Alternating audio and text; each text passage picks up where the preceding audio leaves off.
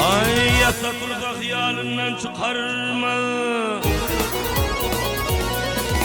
Ay yasa turda hıyalından çıkarma.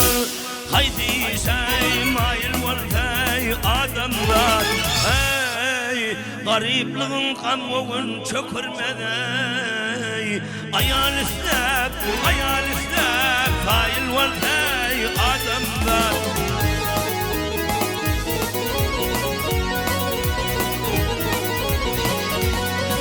Ay günahdan korkmağın royu diyadır. Onun belli günür oğli cedadır. Ay bu dünya mülkünde sultandır şadır. Kısmetine kail var hey adamlar.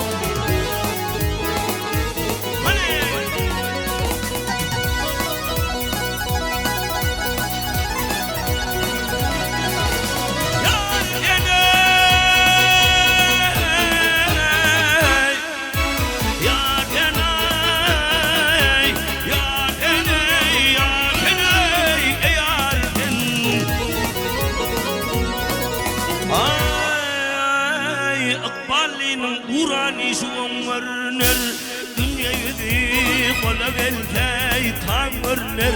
Ay yaşlığında oğlanlıkta eden işlengen varlar. Ay 40 yaştan son ayıl var hey adamlar.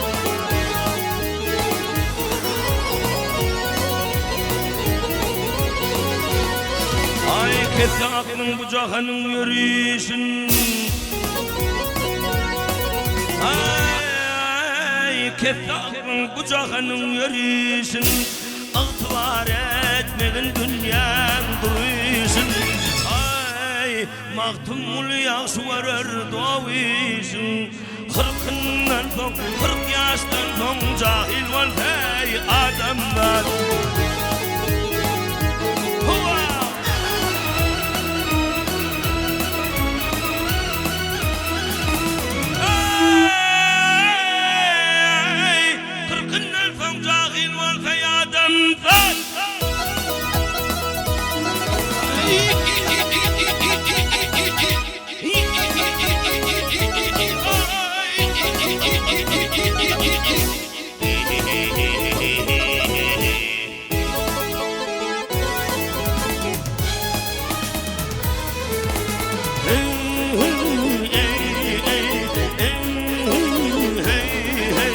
Kırkından son 40 yaştan son cahil var dey adamlar.